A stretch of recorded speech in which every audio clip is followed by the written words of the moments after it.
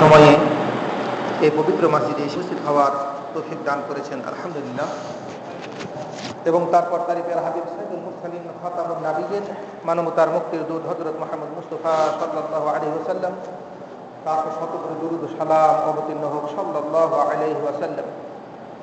সম্মানিত উপস্থিত মুসল্লিগণ, আমরা আজকে আলোচনা করব প্রকাশ্য বা গোপন অপরাধ থেকে বেঁচে না থাকলে তার ভয়াবহ পরিণতি নিয়ে আমরা আলোচনা করবো ইনশাআল্লাহ। ইল্লা বিল্লাহ। আল্লাহ সুবহানাহু ওয়া তাআলা আমাদের জন্য সকল প্রকার প্রকাশ্য অপরাধ, গোপন অপরাধ এগুলো হারাম করে দিয়েছেন।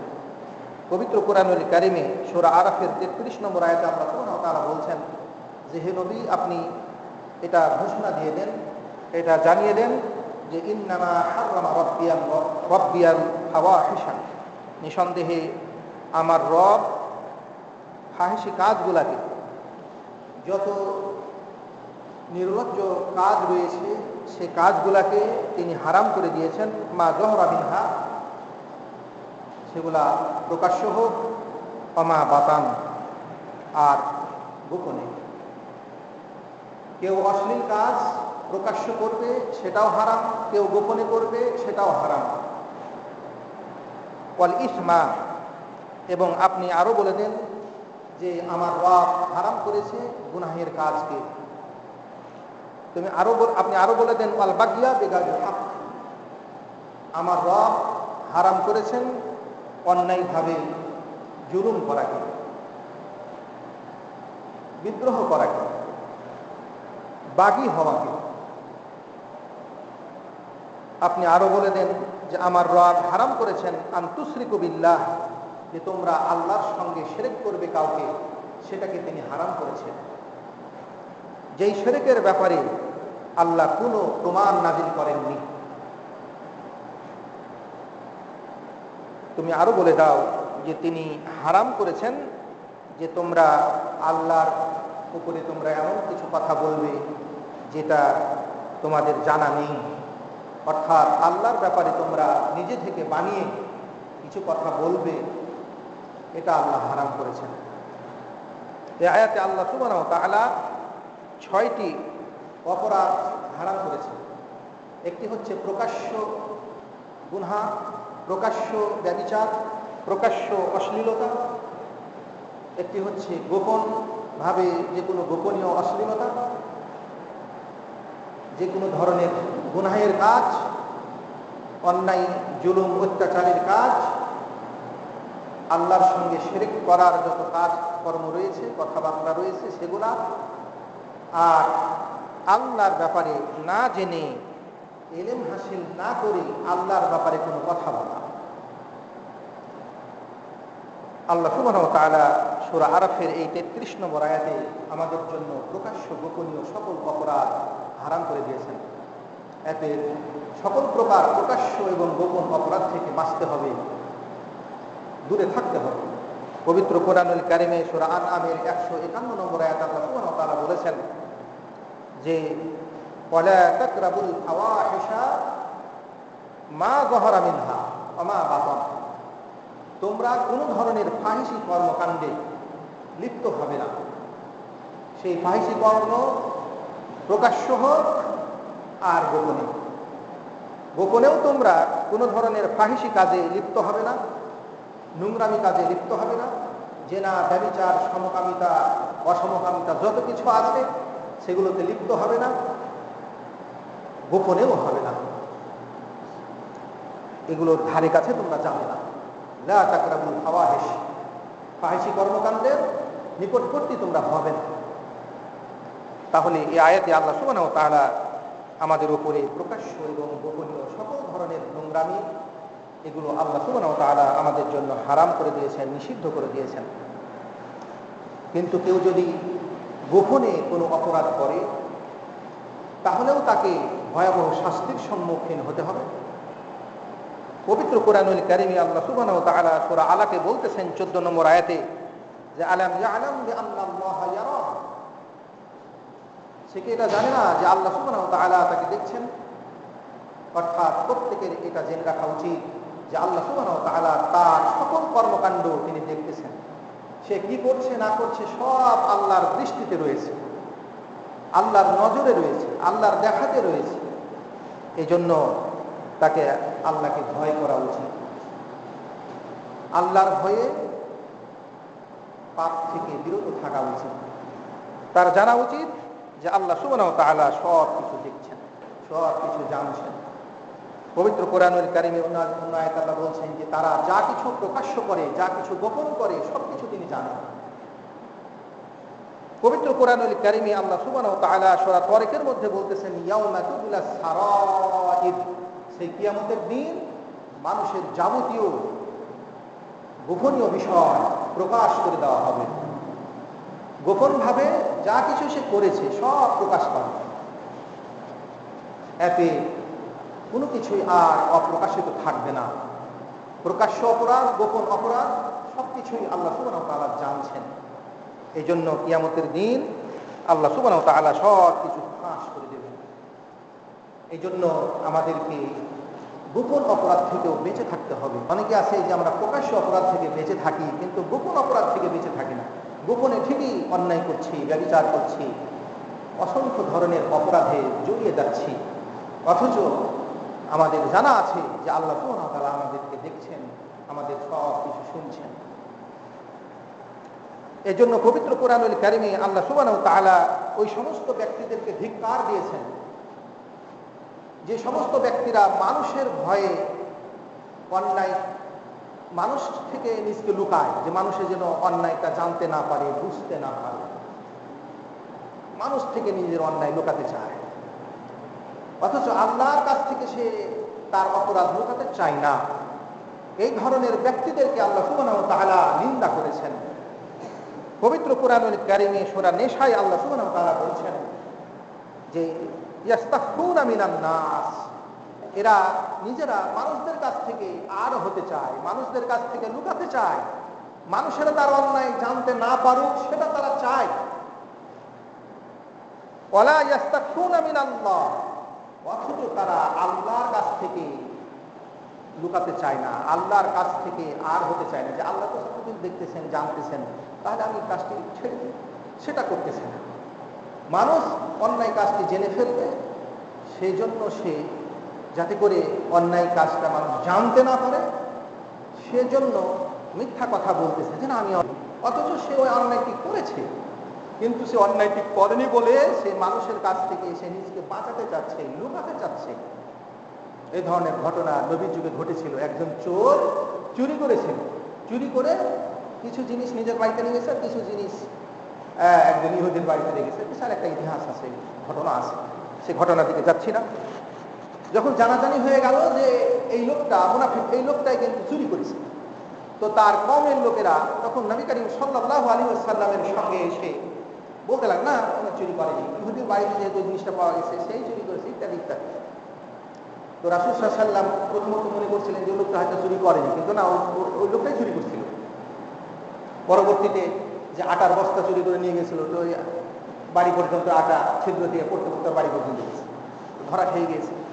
তো এখন তারা নিজকে লুকাতে চাচ্ছে যে আমরা সে কাজটি করি, কিন্তু আল্লাহ তো সেটা প্রকাশ করে দিয়েছে, জাহির করে দিয়েছে, অন্যায় ধরা পড়ে গিয়েছে।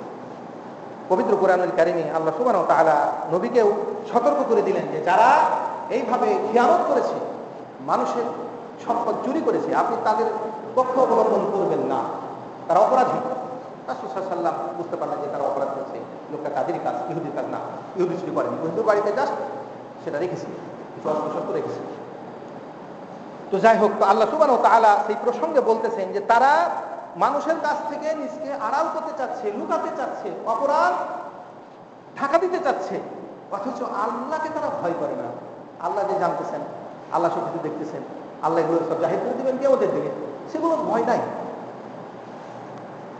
আল্লাহ সুবহানাহু ওয়া তাআলা বলছেন ওয়া হুয়া মাআহুম, অথচ আল্লাহ সুবহানাহু ওয়া তাআলা তাদের সঙ্গে রয়েছেন। যে অপরাধী অপরাধ করে তাদের সঙ্গে আল্লাহ আছেন, আল্লাহ সবকিছু জানছেন, দেখছেন, শুনছেন, সবকিছু করছেন। সেদিকে তার কোনো ভয় নেই, তার কোনো ভ্রুক্ষেপ নেই, তার কোনো সতর্কতা নেই।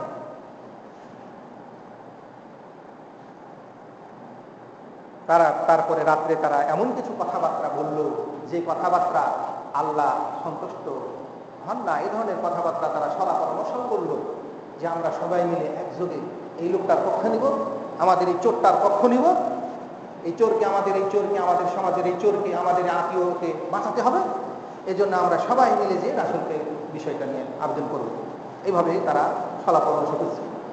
সেই কথাটিও আল্লাহ সুবহানাহু ওয়া তাআলা জানিয়ে দিলেন যে তারা এমন বিষয় সলা পরামর্শ করলো রাত্রে যে যেটা আল্লাহ পছন্দ করেন না। খায়েন খেয়ানত করবে, চোর চুরি করবে, আর তুমি চোরের পক্ষে থাকবে, চোরের পক্ষে সাফাই গাইবে, চোরের পক্ষ অবলম্বন করবে, সেটা তো অন্যায়। এই জন্য আল্লাহ সুবহানাহু ওয়া তাআলা তাদেরকে ধিক্কার দিয়েছেন, সতর্ক করেছেন। আল্লাহ বলছেন ওয়াকানা আল্লাহু বিমা ইয়ামালুনা মুহীতা, তারা যা কিছু আমল করছে সবকিছুকে আল্লাহ পরিবেশন করে আছেন। এই জন্য গোপন অপরাধ থেকেও বেঁচে থাকতে হবে। গোপনে মানুষের চুরি করবেন, ডাকাতি করবেন, ছিনতাই করবেন, মানুষকে মারবেন, এগুলোই চরম অন্যায়। এই জন্য গোপন অপরাধ থেকে বেঁচে না থাকলে পারে ভয়াবহ পরিণতির সম্মুখীন হতে হবে। রাসূলুল্লাহ সাল্লাল্লাহু আলাইহি ওয়াসাল্লামের সাহাবী হযরত সাওবান রাদিয়াল্লাহু তাআলা আনহু বলতেছেন যে রাসূলুল্লাহ সাল্লাল্লাহু আলাইহি ওয়াসাল্লাম বলতেছেন লামান মিন উম্মতি, আমি আমার উম্মতের অসংখ্য সম্প্রদায় সম্পর্কে অবহিত আছি। আল্লাহর কসম করে নবী বলতেছেন যে আমার উম্মতের অসংখ্য আকওয়াম, অসংখ্য সম্প্রদায়, অসংখ্য জাতি সম্পর্কে আমার অবহিত আছি। আমি জানি ইয়াতুনা ইয়াউমাল কিয়ামা, ওই জাতিরা কিয়ামতের দিন উপস্থিত হবে বিহাসানাত, অসংখ্য নেকি নিয়ে উপস্থিত হবে।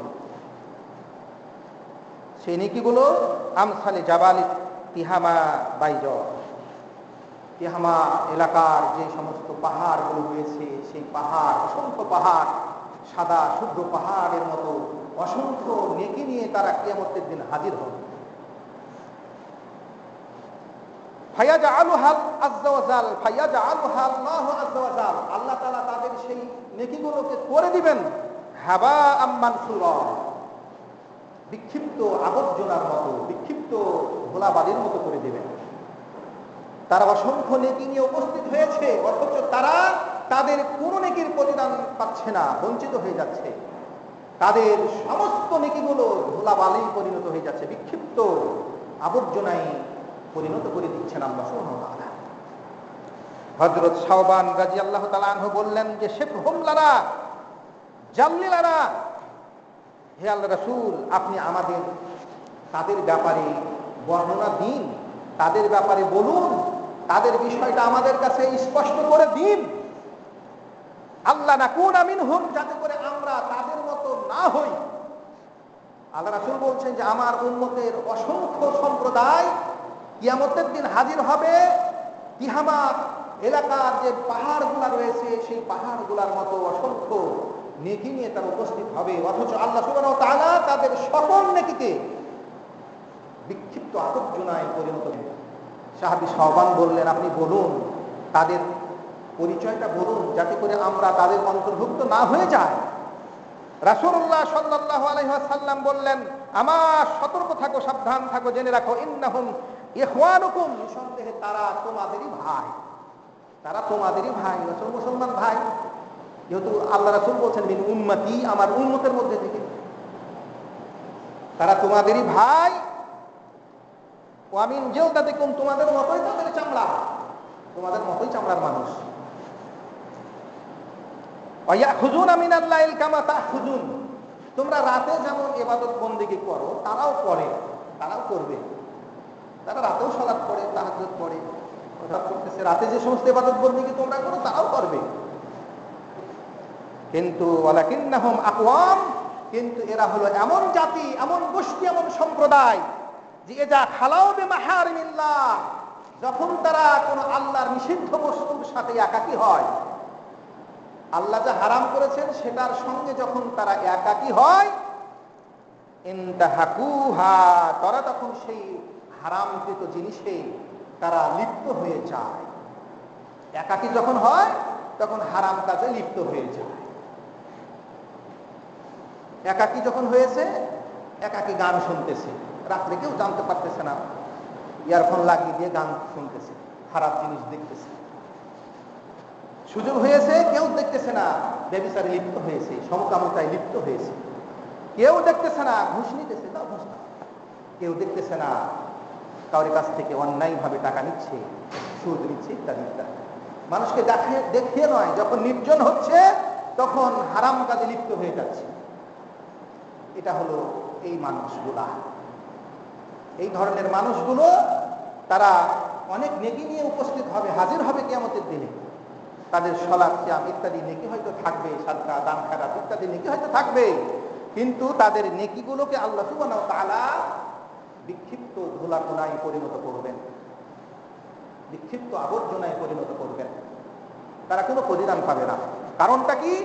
যে তারা গোপনে আল্লাহ সুবহানাহু ওয়া তাআলাকে ভয় করেনি, গোপনে হারাম কাজে তারা লিপ্ত হয়েছে। যখন হারাম কাজের সুযোগ সুবিধা পেয়েছে তখন তারা লিপ্ত হয়েছে। নির্জনে নিভৃতে একজন মহিলা ডেকেছে, তার ডাকে সাড়া দিয়ে ব্যভিচার করে ফেলেছে, সমকামিতায় লিপ্ত হয়েছে, অসমকামিতায় লিপ্ত হয়েছে, ইত্যাদি ইত্যাদি অপরাধ তারা করেছে, ঘুষ খেয়েছে, সুযোগ পেয়েছে, বাস হারাম খেয়ে ফেলেছে, মদ খেয়ে ফেলেছে, কিন্তু দেখতে পাচ্ছেন এখন মদ খেয়ে। তাই রাসূল বলছেন যে এজা খালাও, যখন সে একাকী হলো তখন সে আল্লাহর নিষিদ্ধ বস্তুগুলোতে সে লিপ্ত হয়ে গেল। তো এই মানুষগুলো হচ্ছে হতভাগা, এরা প্রতিদান পাবে না, এদেরকে আল্লাহ সুবহানাহু ওয়া তাআলা তাদের কৃতকর্মের প্রতিদান তাদেরকে দিবেন না, তাদের সমস্ত নেকিকে আল্লাহ সুবহানাহু ওয়া তাআলা ধুলাবালি পরিণত করবেন। এই জন্য পবিত্র কোরআনুল কারীমে আল্লাহ সুবহানাহু ওয়া তাআলা বলছেন, ওয়ালা তাকরাবুজ জিনা, তোমরা জিনার নিকটবর্তী হইও না। ইন্নাহু কানা ফাহিশাতান, নিঃসন্দেহে এই জিনা হচ্ছে একটি নোংরা, একটি ফাহিশি কাজ, তুচ্ছ জঘন্য কাজ, অসা সাবিলা, এবং এটা এই নিকৃষ্ট একটি পথ। জিনার পথ নিকৃষ্ট পথ, জিনার উপার্জন নিকৃষ্ট উপার্জন।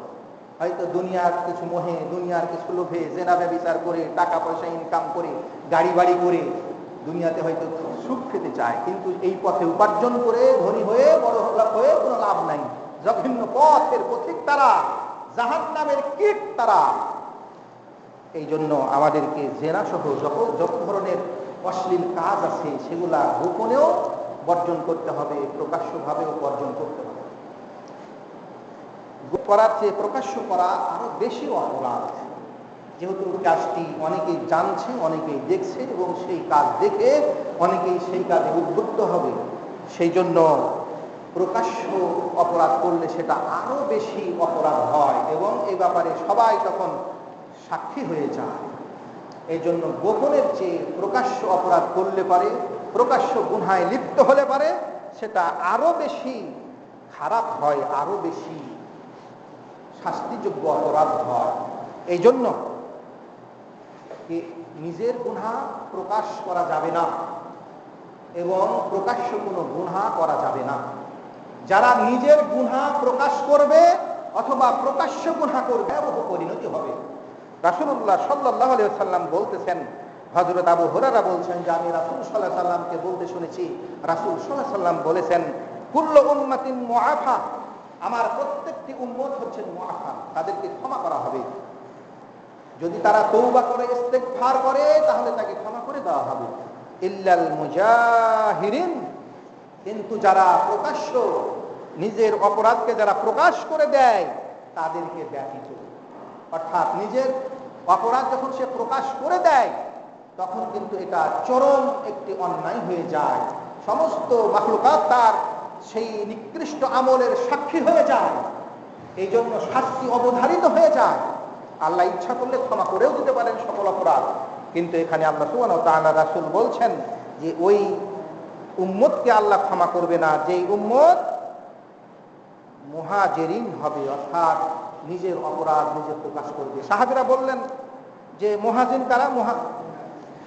রাসূল সাল্লাল্লাহু আলাইহি ওয়াসাল্লাম মুহাজির কারা, মানে মুজাহির কারা? মুহাজির তো মুজাহির, মানে জাহিরকারী কারা? তার বিবরণ দিতে যে বলতেছেন যে আইয়ামানা রাজুলু বিল্লাইলি আমালা, একজন ব্যক্তি রাত্রে একটি আমল করেছে, যে কোনো একটি আমল, ব্যক্তিগত আমল, অন্যায় আমল সে করেছে। সুম্মা ইউসবিহু, অতঃপর সে সকাল করেছে, ওয়াকাদ সাতারাহুল্লাহ, অথচ আল্লাহ সুবহানাহু ওয়া তাআলা সেই অপরাধটা ঢেকে রেখেছেন। আল্লাহ ঢেকে রেখেছেন। আল্লাহ যদি আপনার অপরাধ উন্মুক্ত করে দেন, আপনার বাঁচার নাই। আপনি যতই রাত্রে নিভৃতে আপনি অপরাধ করুন, আল্লাহ যদি প্রকাশ করে দেয় সেটা প্রকাশ হয়েই যাবে। এই জন্য রাসূল সাল্লাল্লাহু আলাইহি ওয়াসাল্লাম বলছেন যে যে ব্যক্তি রাত্রে অপরাধ করলো, এমন অবস্থায় যে আল্লাহ তাআলা তার সে অপরাধকে ঢেকে রেখেছেন, প্রকাশটা হতে দেননি। আল্লাহ প্রকাশ করলে তো সে দুনিয়াতেও তাচ্ছিল্য হবে, লাঞ্ছিত হবে, অপমানিত হবে, আখিরাতেও হবে। কিন্তু আল্লাহ তার অপরাধ ঢেকে রেখেছে। কিন্তু ফায়াকুল, সে সকাল হয়ে বলতেছে, ইয়া ফুলান, হে উমুক, জানো আমিও তোর বাড়ি হাতে কাজ, আমি আজ গত রাত্রে এই কাজ করেছি। মানে রাত্রে সে একাই গুনহার কাজ করছে, সকাল হয়েছে যখন সে তার বন্ধু বান্ধব ইত্যাদিকে সে বলে দিচ্ছে যে এই কাজ করেছি আজকে রাত্রে। রাসূল সাল্লাল্লাহু আলাইহি ওয়াসাল্লাম বললেন, এই লোকটাই হচ্ছে মুজাহিদ, এই লোকটাই হচ্ছে মুজাহিদ, একে আল্লাহ ক্ষমা করবে না। অথচ আল্লাহ সুবহানাহু ওয়া তাআলা সে যখন রাত্রে সে অপরাধ করেছিল, আল্লাহ সেটাকে আর করে রেখেছিলেন, ঢেকে রেখেছিলেন। ওয়ায়ুসবিহু ইয়াকশিফু শাতরাল্লাহি আন, অথচ সকাল যখন হলো তখন সে আল্লাহর পর্দাকে সে মুক্ত করে দিল, সে ফাটিয়ে দিল, সে খুলে দিল তার সেই পর্দা। এতে কেউ যদি অন্যায় করে, গোপনে করে, তাহলে সেটা জাহের করতে নেই। আল্লাহর কাছে তওবা ইস্তেগফার করে ক্ষমা চেয়ে নিতে হবে, জাহের করতে হবে না। এই জন্য অপরাধ জাহের করা, অপরাধ প্রকাশ করা, এটা গুরুতর অপরাধ। নিজের অপরাধটাও জাহের করা যাবে না, অন্যের অপরাধও জাহের করা যাবে না। নিজের অপরাধ যদি কেউ জাহের করে সেটা চরম অপরাধ হবে, অন্যেরটা করলেও হবে। তো নিজের অপরাধ যদি কেউ জাহের করে, তাহলে সে তো আল্লাহর ক্ষমা থেকে সে নিজকে দূরে ঠেলে দিল, আল্লাহর ক্ষমা লাভ থেকে সে বঞ্চিত হলো। এজন্য রাসূল সাল্লাল্লাহু আলাইহি ওয়াসাল্লাম নিষেধ করেছেন বিষয়টা। আল্লাহ পবিত্র কোরআনুল কারীমে আল্লাহ বলছেন, ইন্নাল্লাযীনা ইউহিব্বুনা আন তাশিআল ফাহিশাতু ফিল্লাযীনা আমানু, নিঃসন্দেহে যারা এটা কামনা করে, এটা পছন্দ করে যে ফাহিশি কাজগুলো ঈমানদারদের মধ্যে ছড়িয়ে যায়, ছিটিয়ে যায়, এই বিষয়টি যারা পছন্দ করে, ফাহিশি কাজ, নোংরামি কাজ, নোংরা ভিডিও, নোংরামো, অশ্লীলতা ইত্যাদি, এগুলো মানুষের মাঝে ছড়িয়ে যাক, ছিটিয়ে যাক, ঈমানদারদের মাঝে ছড়িয়ে পড়ুক, সেটা যারা চায়, সেটা যারা পছন্দ করে। আল্লাহ পবিত্র কোরআনুল কারীমে সূরা নূরের 19 নম্বর আয়াতে আল্লাহ বলছেন, লাহুম আযাবুন আলীমুন ফিদ দুনিয়া, তাদের জন্য দুনিয়াতে রয়েছে যন্ত্রণাদায়ক শাস্তি, তারা দুনিয়াতেও শাস্তি পাবে, ওয়াল আখিরা, এবং আখিরাতেও শাস্তি পাবে।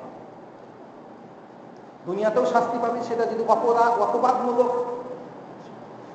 বিষয় হয়, কাউকে জেনার অপবাদ বা অপবাদমূলক কিছু হয়, তাহলে দুনিয়াতেও শাস্তি পাবে তার সেই, এবং আখিরাতেও শাস্তি পাবে। আল্লাহু ইয়ালামু, আল্লাহ জানেন, ওয়া আনতুম লা তা'লামুন, তোমরা কিন্তু জানো। এতে যে সমস্ত মানুষগুলো চাচ্ছে যে ফাহিশি কাজগুলো, ফাহিশি বিষয়গুলো মানুষের মাঝে ছড়িয়ে পড়ুক, মানুষেরা সব এগুলো দেখুক, মানুষ জানুক, মানুষ এইরকম কাজ করুক, এই ধরনের যদি কারো অন্তরে মহব্বত বা অন্তরে কিছু কামনা বাসনা থাকে, তাহলে তার জন্য দুনিয়া এবং আখিরাতে চরম শাস্তি অপেক্ষা করছে। এই জন্য প্রকাশ্য অপরাধ থেকে বেঁচে থাকতে হবে।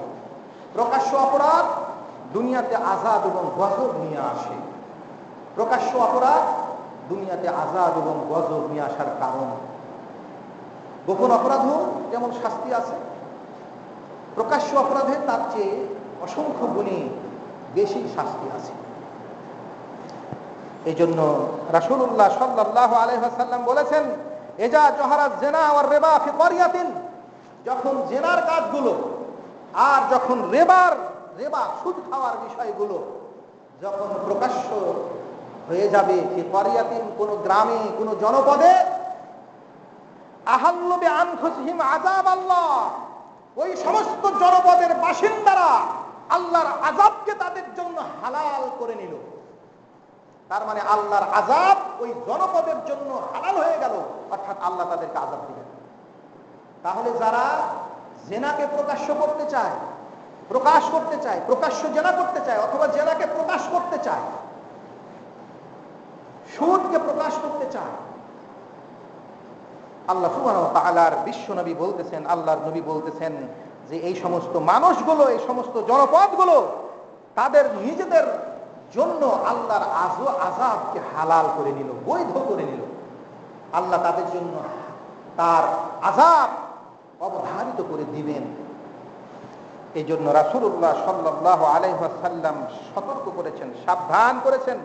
হযরত মাইমুনা রাদিয়াল্লাহু তাআলা আনহা বলতেছেন যে আমি সামিতু রাসূলুল্লাহ সাল্লাল্লাহু আলাইহি ওয়াসাল্লাম ইয়াকুল, আমি রাসূলুল্লাহ সাল্লাল্লাহু আলাইহি ওয়াসাল্লামকে বলতে শুনেছি, রাসূল বলেছেন যে লা তাজালু উম্মতি বিখাইর, আমার উম্মত সদা সর্বদা কল্যাণের সাথে থাকবে, ভালাইয়ের সাথে থাকবে। মা লাম ইয়াফশু ওয়ালাদুজ জিনা, যতদিন না তাদের মধ্যে জিনার সন্তান, অবৈধ সন্তান, জারদ সন্তানের বিস্তৃতি না ঘটবে। ফাইজা ফাশা ফিহিম ওয়ালাদুজ জিনা, আর যখন তাদের মধ্যে জিনার সন্তান, জারদ সন্তানের যখন শয়লাভ হয়ে যাবে, বিস্তৃতি ঘটবে, ইউশিকু আন ইয়াউমাহুমুল্লাহু বিআকাব, অচিরেই আল্লাহ সুবহানাহু ওয়া তাআলা সেই জাতির উপরে ব্যাপক আযাব নাযিল করবেন। তাহলে জিনার সন্তান আজকে কম না বেশি? আজকে যত জিনা ব্যভিচারে আজকে পুরুষ আর মহিলারা লিপ্ত হয়েছে, তাতে ডিএনএ পরীক্ষা করলে পারে খুব কমই সন্তান এমন পাওয়া যাবে যারা বৈধ পিতার সন্তান। নাউযুবিল্লাহ মিন যালিক। এত অবৈধ সন্তানের আজকে জন্ম হচ্ছে, জিনা ব্যভিচার ছড়িয়ে যাচ্ছে যেহেতু সমাজে, সেই জন্য বৈধ সন্তানের সংখ্যা কমে যাচ্ছে। এই জন্য রাসূলুল্লাহ সাল্লাল্লাহু আলাইহি ওয়াসাল্লাম যেটা বলেছেন যথার্থই বলেছেন। রাসূল যা বলেছেন সেটা কখনোই মিথ্যা হবে না। রাসূলুল্লাহ সাল্লাল্লাহু আলাইহি ওয়াসাল্লাম বলেছেন যে আমার উম্মত সর্বদা কল্যাণের সাথে থাকবে যতদিন পর্যন্ত তাদের মধ্যে জিনা ব্যভিচারের সন্তানের আবির্ভাব, ব্যাপকতা, বিস্তৃতি না ঘটবে। আজকে কি হারে জিনা ব্যভিচার চলছে। স্বামী গেছে বিদেশে আর স্ত্রী আছে দেশে, স্ত্রীও শুরু করেছে বিভিন্ন জনের সাথে ঘটুলাই, আর ওই স্বামীও ওখানে যে বিভিন্ন মহিলার সাথে ঘটুলাই। এই হচ্ছে বর্তমান সমাজের জঘন্যতম, নির্লজ্জ, দুঃখজনক অবস্থা। আল্লাহ সুবহানাহু ওয়া তাআলা নবীকে দিয়ে সেই কথাই বলে দিয়েছেন, কোন সমাজে এই ধরনের জারদ সন্তানের আবির্ভাব প্রচুর আকারে বেড়ে যাবে, সেই সমাজের উপরে আল্লাহ সুবহানাহু ওয়া তাআলার গজব অচিরেই ব্যাপকভাবে নাযিল হবে। আম্মাইয়া আম্বর মানে হচ্ছে ব্যাপকভাবে আযাব আসা, যেই আযাবে আর কেউ রক্ষা পাবে না, সবকে ধ্বংস করা হবে। ব্যাপক আযাব, ব্যাপক মহামারী, ব্যাপক দুর্ভিক্ষ, ব্যাপক হত্যাযজ্ঞ, ব্যাপক আল্লাহর পক্ষ থেকে আসা শত্রুদের আক্রমণ, এগুলা আযাব। আযাব তো একরকম হয় না, কত রকম আযাব, এগুলো সব আযাব। আপনি যাতে শাস্তি ভোগ করছেন সেটাই আযাব। শাস্তি আল্লাহর পক্ষ থেকেও আসতে পারে, মানুষের পক্ষ থেকেও আসতে পারে। আযাব যাকে বলে। এজন্য ব্যভিচার থেকে বাঁচতে হবে। ব্যভিচার আজকে চরম আকার ধারণ করেছে। ব্যভিচার কি কত জঘন্য অপরাধ, যে অপরাধের কারণে দুনিয়াতেও কঠিন শাস্তি আছে, আখিরাতেও কঠিন শাস্তি আছে। ব্যভিচারের শাস্তি তো আমরা জানি, যদি অবিবাহিত হয় 100 ব্যাত, একটা জেনার জন্য 100 ব্যাত, যদি 10টা জেনা করে থাকে এইভাবে 1000 ব্যাত। কত ব্যাত সে খাবে, কত জেনা করছে খেয়াল করতে পারে? অবিবাহিতরা কত জেনা করছে, কতজনের সাথে জেনা করছে, কত বেতরাঘাত তারা খাবে। আর একজন পুরুষ কত জেনা করছে বিবাহিত হয়ে, বিবাহিত তারপরও জেনা করতেছে। কত বড় শয়তান, বৃদ্ধ হয়ে যাচ্ছে তারপরও জেনা করতেছে। নাউযুবিল্লাহ মিন যালিক, কত বড় শয়তান। এজন্য রাসূলুল্লাহ সাল্লাল্লাহু আলাইহি ওয়াসাল্লাম বলেছেন যে জঘন্যতম, আল্লাহর কাছে ঘৃণ্যত ব্যক্তি ওই সমস্ত ব্যক্তিরা যারা বিবাহিত হওয়ার পরে জেনা করে। বিবাহিত হয়েছে, স্ত্রী আছে, তাও জেনা করছে, একটা নেশাতে পরিণত হয়েছে। জেনা আমাদের কাছে কিছু না, শরবত খাওয়া, পানি খাওয়ার মতো ব্যাপার। অথচ সেটা কত বড় অপরাধ, তার কাছে কিছুই না। এজন্য আল্লাহ সুবহানাহু ওয়া তাআলা ওই সমস্ত ব্যক্তিদের জন্য কঠোর শাস্তির ব্যবস্থা রেখেছেন, যাদের দাড়ি পেকে গেছে, চুল পেকে গেছে, তারপরেও জেনার কাছে লিপ্ত আছে। আল্লাহ এদের প্রতি এত ক্রোধান্বিত, এত রাগান্বিত যে এদের দিকে আল্লাহ সুবহানাহু ওয়া তাআলা তাকাবেন না। হযরত আবু হুরায়রা রাদিয়াল্লাহু তাআলা বলছেন, সালাসাতুন লা ইউকাল্লিমুহুমুল্লাহু ইয়াওমাল কিয়ামাহ, তিন শ্রেণীর মানুষের সাথে কিয়ামতের দিন আল্লাহ কথা বলবেন না। তাদের উপরে এত ক্রোধ আল্লাহ, এত গজব আল্লাহ যে তাদের সাথে কথা বলবেন না। আল্লাহ রাসূল বলছেন, ওয়ালা ইউযাক্কিহিম, তাদেরকে পবিত্র করবেন না। ওয়ালা ইয়ানজুরু ইলাইহিম, তাদের দিকে লক্ষ্য করবেন না, তাকাবেন না, রহমতের দৃষ্টি দিবেন না। ওয়ালাহুম আযাবুন আলীম, তাদের জন্য যন্ত্রণাদায়ক শাস্তি আছে। তিন শ্রেণীর মানুষ। এক শ্রেণীর মানুষ জানি শাইখ, শাইখুন জানিন, শাইখুন জানিন, জেনাকারী, বৃদ্ধ বয়স্ক জেনাকারী। তার কারণ যে সে বিবাহিত হয়েছে, তারপরেও জেনাতে লিপ্ত হচ্ছে। এটা আল্লাহর কাছে চরম অপরাধ। একজন অবিবাহিত জেনা করলে পারে তার শাস্তি লাঘব হয়, শাস্তি তুলনামূলক কম, তাকে ব্যাক রাখা 100 ব্যাক মারতে হয়। কিন্তু যখন কেউ বিবাহিত হওয়ার পরে জেনা করে, তখন তার শাস্তি কঠিন শাস্তি, তাকে পাথর মেরে মেরে রজম করতে হয়। পাথর মেরে মেরে তাকে রজম করতে হয়, এটাকে বলা হয় রজম। মাঞ্জা পর্যন্ত পুঁতে দিয়ে তাকে পাথর মেরে মেরে মেরে মেরে যতক্ষণ না মরছে ততক্ষণ পর্যন্ত পাথর মারতেই থাকতে হবে। এর নাম হলো রজম। তাহলে অপরাধ কত গুরুতর হলে পারে, অপরাধ কত গুরুতর হলে পারে, শাস্তি কত গুরুতর হয়, শাস্তি কত মারাত্মক হয়, শাস্তি কত কঠিন হয়। এত কঠিন শাস্তি দিয়ে তাকে মারতে হবে, তার কারণ সে বিবাহিত হয়ে জেনা করেছে। এর জন্য আল্লাহর রাসূল বলছেন যে এই জেনাকারী, বিবাহিত জেনাকারী, শাইখ জেনাকারী, বৃদ্ধ জেনাকারী, চুল পাকা জেনাকারী, এদের প্রতি আল্লাহর গজব, এদের প্রতি আল্লাহর লানত, এদের জন্য জান্নাত হারাম, এরা কখনোই জান্নাতে প্রবেশ করবে না। রাসূলুল্লাহ সাল্লাল্লাহু আলাইহি সাল্লাম 2 নম্বরে বললেন মালিকুন কাজ্জাব। 2 নম্বর হলো যাদেরকে আল্লাহ সুবহানাহু ওয়া তাআলা যাদের দিকে তাকাবেন না, কথা বলবেন না, যাদেরকে পবিত্র করবেন না, যাদের জন্য আখিরাতে চরম শাস্তি আছে, তার 2 নম্বর হলো যে মিথ্যাবাদী যারা মালিক রয়েছে, মিথ্যাবাদী যারা শাসক রয়েছে, মিথ্যাবাদী যারা প্রেসিডেন্ট রয়েছে, মিথ্যাবাদী যারা প্রধানমন্ত্রী রয়েছে ইত্যাদি রয়েছে। 3 নম্বর হলো আইলুন মুস্তাকবির, অহংকারী দরিদ্র মানুষ, দরিদ্র অথচ অহংকার, অহংকারে ফেটে পড়ছে। এত অহংকার যে সে দরিদ্র হওয়ার পরেও সে খেটে খেতে লজ্জা করে, কাজ করতে লজ্জা করে, লজ্জা হচ্ছে, কাজ করতে লজ্জা হচ্ছে, কাজ করবে না।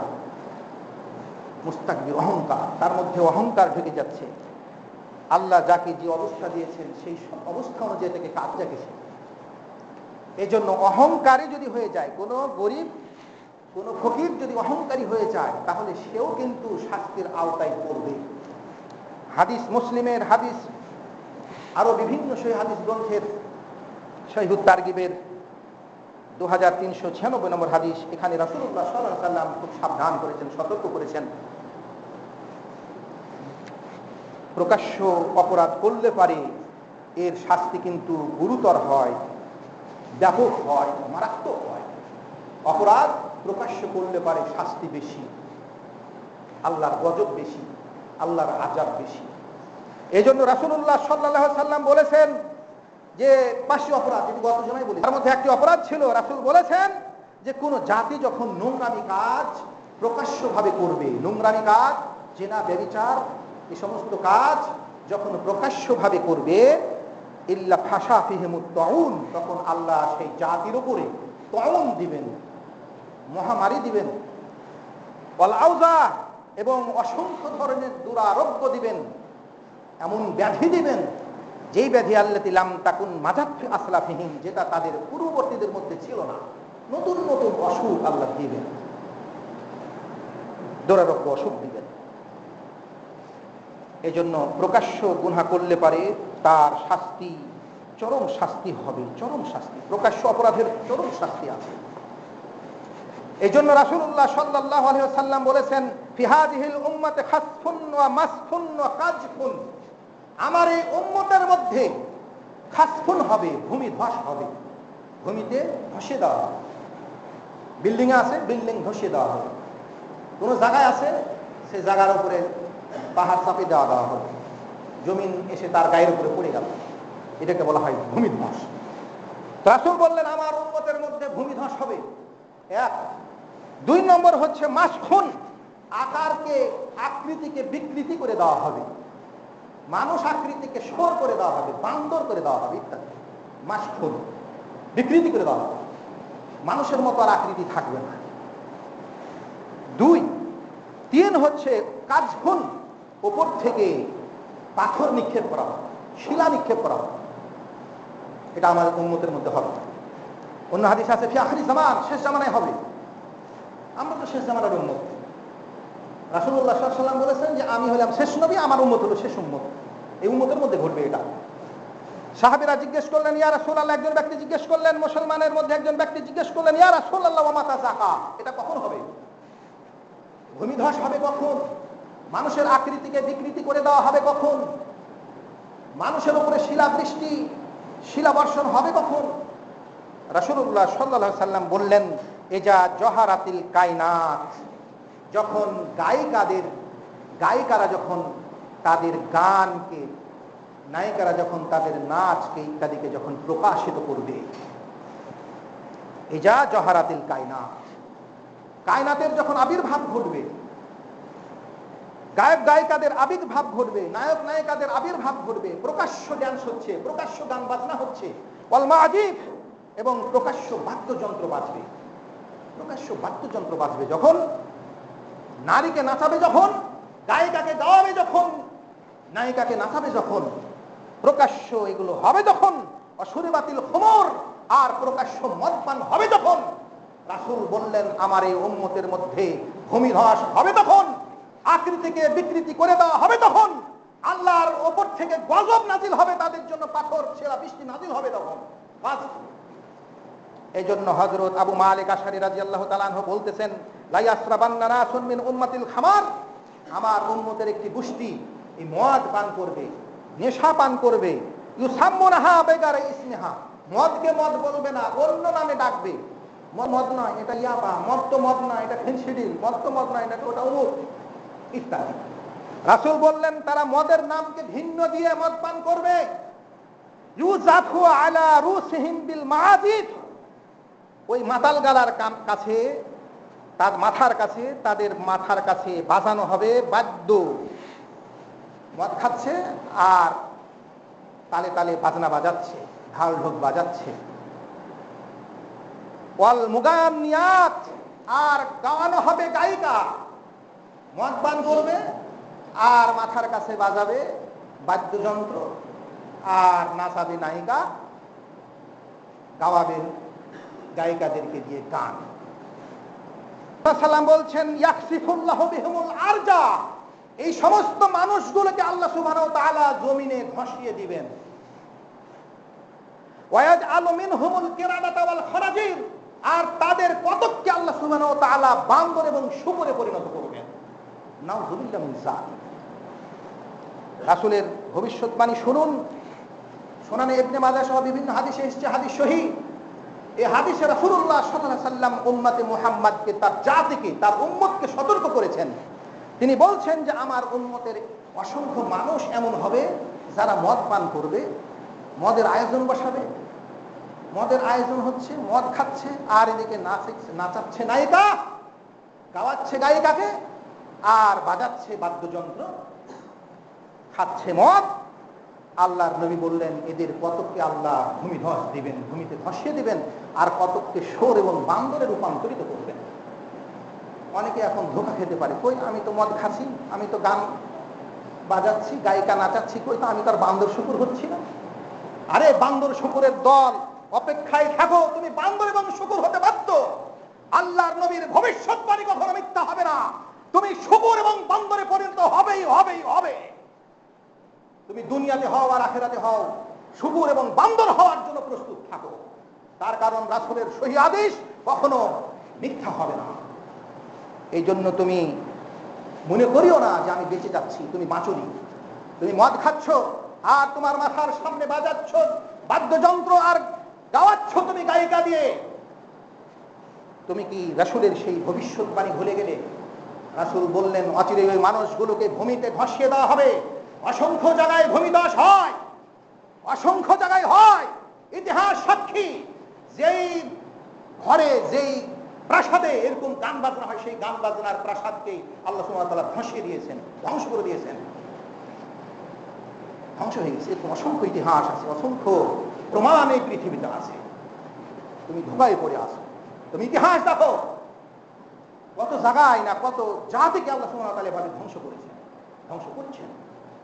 এই জন্য তুমি ধ্বংসের মধ্যে আসো। তুমি যদি ধ্বংস থেকে দুনিয়াতে বেঁচে যাও, তাহলে এটা তোমার বেঁচে যাওয়া নয়, তুমি সুযোগ পেয়েছো। আল্লাহ তোমাকে সুযোগ দিয়েছে, সংশোধনের সুযোগ দিয়েছে।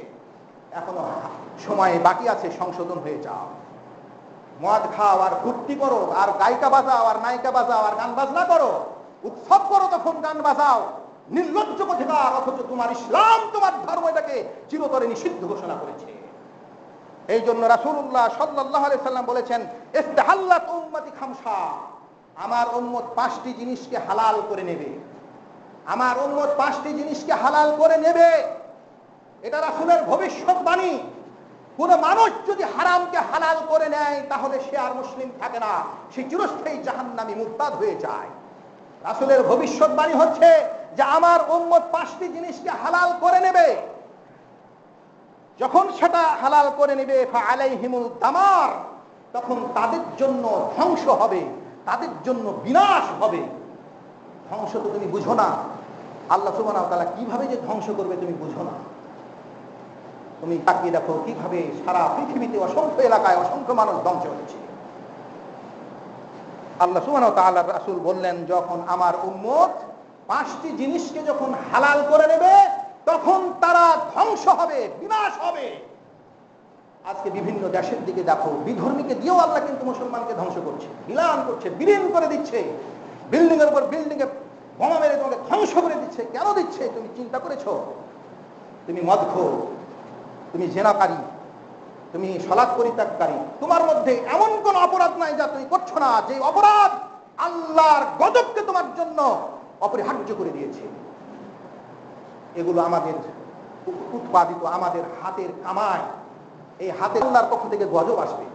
এজন্য রাসূল বলেছেন সহিহ হাদিস, আমার উম্মত 5টি জিনিসকে হালাল করে নেবে। যারা হালাল করে নেবে তারা চিরস্থায়ী জাহান্নামে মুরতাদ, এটা জেনে রাখুন। 1 নম্বর, এজা জহারাত তালাউন, যখন পরস্পরকে লানত দেওয়া দেওয়ি, এটা যখন ব্যাপকভাবে ছড়িয়ে পড়বে, একজন আরেকজনকে লানত দেওয়া দেওয়ি শুরু করবে। লানত হচ্ছে অভিশাপ দেওয়া। আপনি দেখেন আজকে ফেসবুক দেখেন, ইউটিউব দেখেন, ইন্টারনেট দেখেন, এই গালাগালি আর মনে করেন ভৎসনা, আর একজন আর একজনকে কিভাবে লানত দেওয়া দিয়ে হচ্ছে। যারা এই লানত দেওয়াকে যারা হালাল করে নেবে, এরা চিরস্থায়ী জাহান্নামী কাফের। আপনি মুসলিম, আর একজন মুসলিমকে আপনি লানত দিতে পারেন না, ভৎসনা দিতে পারেন না, আল্লাহর গজব দিতে পারেন না, এইভাবে আপনি গালিগালাজ করতে পারেন না। আপনি যখন এই কাজটিকে আপনি যখন হালাল মনে করে নেবেন, আপনার জন্য ধ্বংস অনিবার্য। 2, রাসূল বললেন অশারিবুল খুমুর, তারা মদ পানকে হালাল করে নেবে। 3, লাবিসুল হারির, তারা রেশমির কাপড় চোপড়কে, রেশমির পোশাককে পুরুষেরা হালাল করে নেবে, স্বর্ণকে হালাল করে নেবে। পুরুষ রেশমির পোশাক পরতেছে, রেশমির পাঞ্জাবি পরতেছে, রেশমির সবকিছু শার্ট পরছে, ইত্যাদি করতেছে, হালাল মনে করতেছে। সে যে টাকাওয়ালা, তার মানে প্রকাশ দেখাচ্ছে সে যে আমি কত টাকা পাওয়ার মানুষ, আমি রেশমির পোশাক পরি। পুরুষের জন্য রেশমি হারাম। রাসূল বললেন আমার উম্মতের মধ্যে এই রেশমি পরিধান করাটাকে, এটা আমার উম্মত হালাল করবে। যখন হালাল করবে তখন তাদের ধ্বংস হবে, তারা ধ্বংস হবে। 3, ইত্তেখাজুল কিয়ান, 4 নম্বর হচ্ছে যে তারা গায়ক গায়িকাকে গ্রহণ করবে। গায়ক গায়িকাকে গ্রহণ করা হালাল মনে করে নেবে। 5টি জিনিসকে হালাল মনে করবে, তার মধ্যে গায়ক গায়িকা। নিজের ছেলে মেয়েকে গায়ক করছে, নায়ক করছে, এগুলো কিছুই না, ওই ভালো কাজ, হালাল কাজ, বৈধ কাজ মনে করে নিচ্ছে, গ্রহণ করছে। অর্থাৎ সবকিছু এগুলোকে গ্রহণ করছে, মনে করছে যে এটা ভালো কাজ, করা যায়, সমস্যা নাই, হালাল মনে করে নেবে। যখন হালাল মানে মনে করে নেবে, তখন সে চিরস্থায়ী জাহান্নামী কাফিরে পরিণত হবে এবং তার জন্য দুনিয়াতে শাস্তি অবধারিত হবে। 5, ইকতিফার রিজাল বিন নিসা, আর নিসাও বিন নিসা, ইকতিফার রিজাল বিন নিসা, পুরুষেরা পুরুষকে বৈধ মনে করে নেবে। অর্থাৎ পুরুষে পুরুষে বিবাহ করাটা বৈধ মনে করবে। নাউজুবিল্লাহ। দেখছেন তো, রাসূলের কোনো কথা মিথ্যা হবে না। ইতিহাস তো দেখতে পাচ্ছেন, আপনার সামনে এখন মিডিয়া আছে, কত মিডিয়া দেখছেন পুরুষে পুরুষকে বিয়ে করছে, নাউযুবিল্লাহ মিন যালিক, সংসার করছে। কি অবস্থা! রাসূল যা বলে গেছেন তা কখনোই মিথ্যা হবে না। রাসূল বলছেন, যখন এই পুরুষেরা, আমার উম্মতের পুরুষেরা পুরুষের সাথে যখন সমকামিতায় লিপ্ত হবে, মহিলারা যখন মহিলার সাথে সমকামিতায় লিপ্ত হবে, অনেক মহিলা স্বামীর ঘর ছেড়ে দিয়েছে, মহিলাতে কুকর্ম, পুরুষে কুকর্ম। আল্লাহ রাসূল বললেন, এই কুকর্মকে আমার উম্মতের এক দল এরা বৈধ মনে করবে, এরা চিরস্থায়ী জাহান্নামী কাফের। এই জন্য এদের জন্য শাস্তি অবধারিত আছে, এদের জন্য সমাজ ধ্বংস, পৃথিবী ধ্বংস, এদের জন্যই আজকে সমাজে আযাব এবং গজব এসে যাচ্ছে। এই জন্য রাসূল সাল্লাল্লাহু আলাইহি ওয়াসাল্লাম বললেন, আমার উম্মতের উপরে গজব আসবে আখিরি জামানায়, ভূমিধস হবে, উপর থেকে আল্লাহর গজব আসবে, আকৃতি বিকৃতি হবে। আয়েশা রাদিয়াল্লাহু তাআলা আনহা বললেন যে, আমরা কি ধ্বংস হয়ে যাব? আর না হলে তো আমরা ধ্বংস হয়ে যাব। অফিনা সলেহিন, আমাদের মাঝে কিছু সলে ব্যক্তি থাকবেন, নেককার পরেজগার মানুষ থাকবেন, তারপরে কি আমরা ধ্বংস হয়ে যাব? রাসূল বললেন, হ্যাঁ, তারপরেও তোমরা ধ্বংস হয়ে যাবে।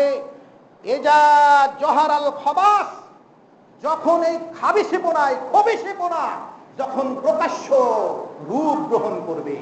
খাবাস মানে খবিশিপনা, যে কাজগুলো খব্বিশে করে, কুকুর শিয়ালে করে। কি কাজ করে কুকুর শিয়ালে? খব্বিশে। ছোরে কি কাজ করে? ছোরেরা মানুষের সামনেই সহবাস করে, কুকুরেরা মানুষের সামনেই সহবাস করে।